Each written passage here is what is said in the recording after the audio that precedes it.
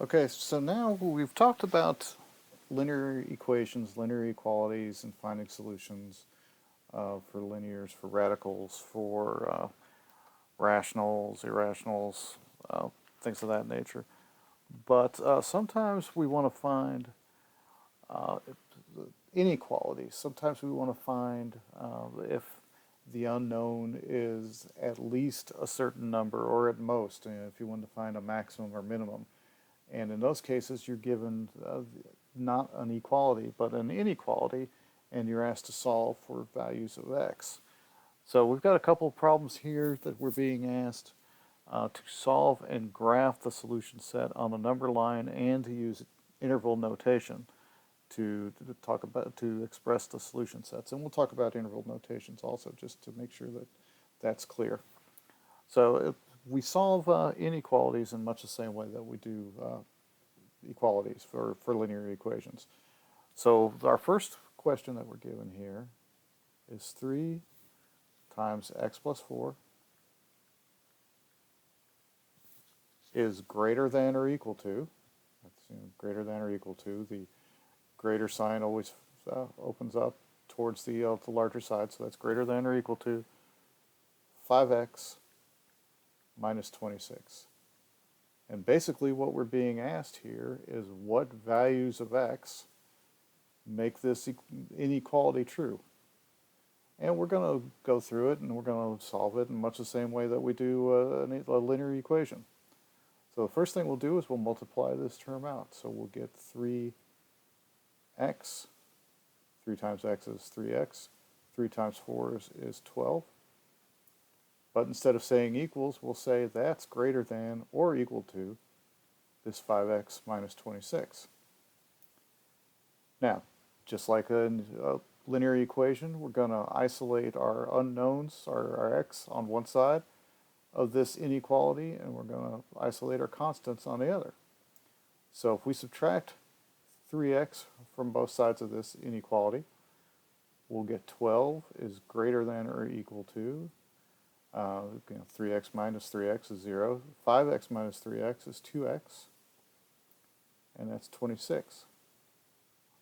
Minus 26. So if we add 26 to both sides of this inequality, then we get 38 is greater than or equal to 2x.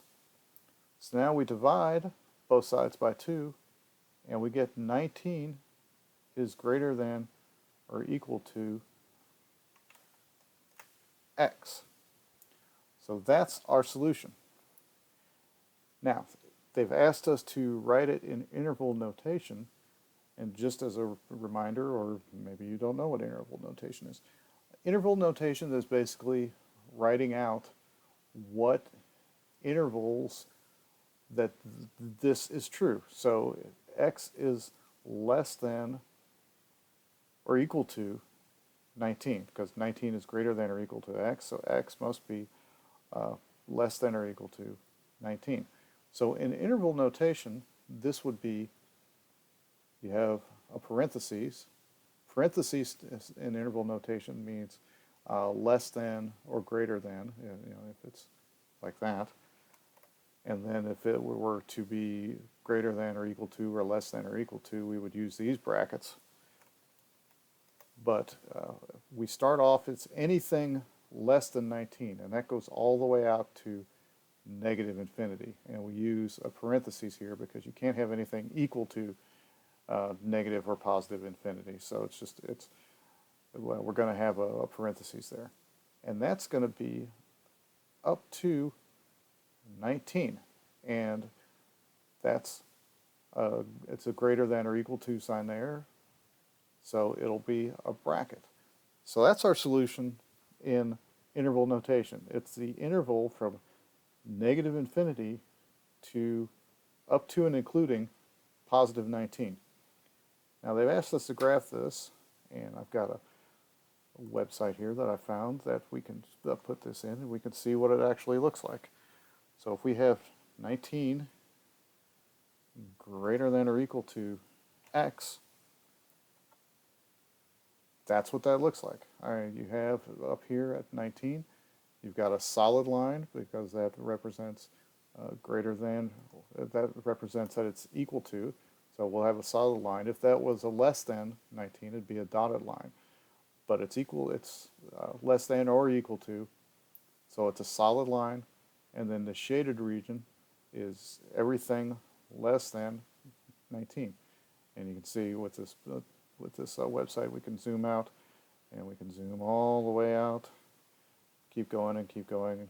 You know, we're up to a negative 250 right now. But essentially, if we could, but we can't, but if we could, that would go all the way out to a negative infinity.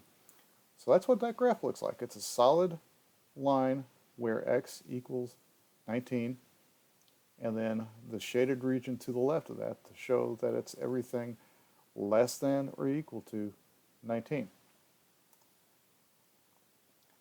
So in our second problem that we've been given,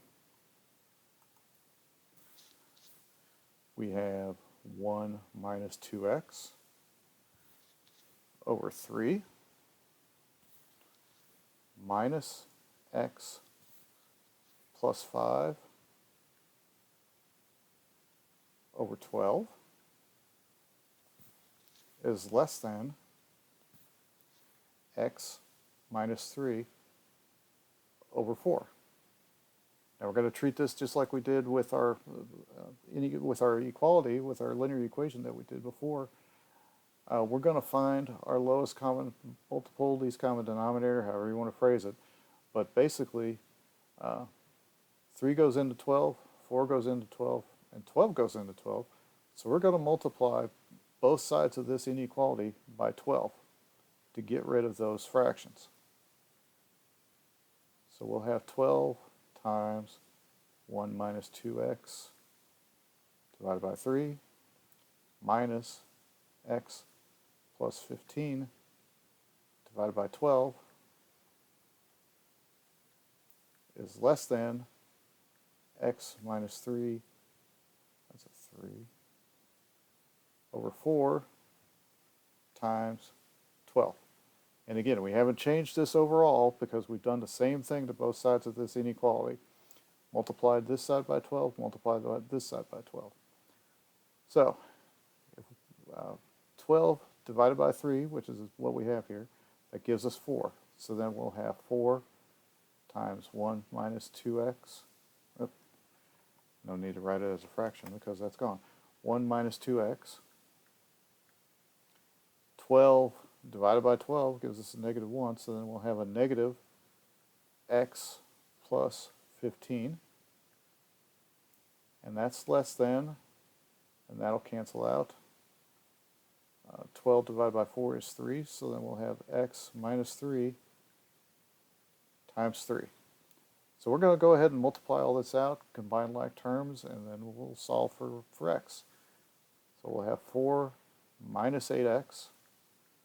4 times 1 is 4. 4 times a negative 2x is negative 8x. And then we have a minus outside the parentheses here, so both of these will be negative. Both of these terms will be the opposite since we have the minus outside the parentheses. So we'll have a minus x minus 15 is less than or equal to x times 3 is 3x, minus negative 3 times 3 is a negative 9. So now we can go ahead and combine these. So we've got 4 minus 15, that gives us a negative 11. Minus 8x minus x gives us minus 9x. And that's less than or equal to 3x minus 9. So now, let's isolate the x on one side and the constants on the other. So we'll have, if we add 9 to both sides, we get negative 11 plus 9. That gives us a negative 2. If we add 9x to both sides, that'll be a 0. And then that will be a 12x. So then we divide both sides by 12, and we get a negative 1/6. So x is greater than a negative 1/6.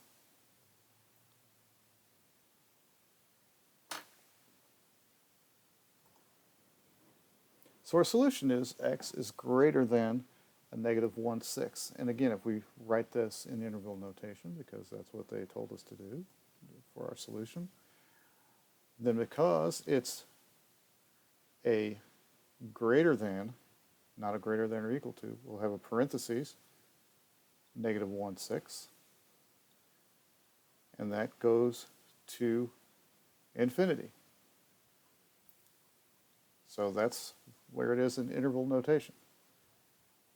Now, if we were to graph this, have x greater than a negative 1/6, and that's how it looks. We've got a dotted line here at negative 1/6, right? And we'll zoom in a little bit so you can see that a little bit more clearly.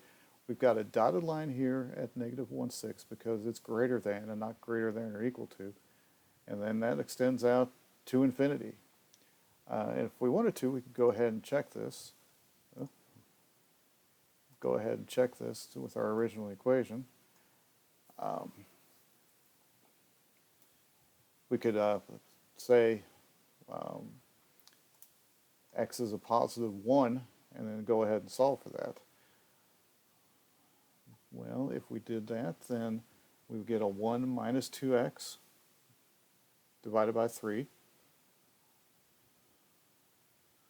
So we get 1 minus 2, excuse me, since x is equal to 1.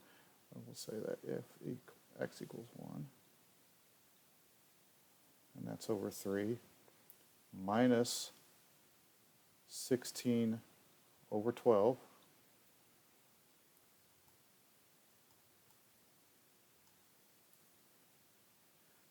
is less than a negative 2 over 4. 1 minus 3 is negative 2. So we'll convert this. We'll say, okay, 1 minus 2 is a negative 1/3, minus 16/12 is less than negative 1/2, because negative 2/4 is 1/2. So that's 16 over 12.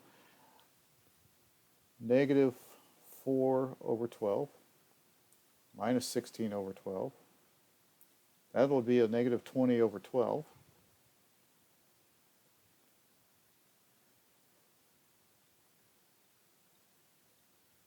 And that reduces to, you can divide both by 4, so it would be a negative 5/3. And that's less than or equal to, that's less than, excuse me, a negative 1/2.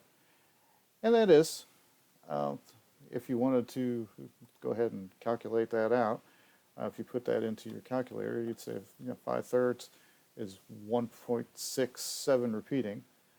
So negative 1.67 is less than a negative 1/2.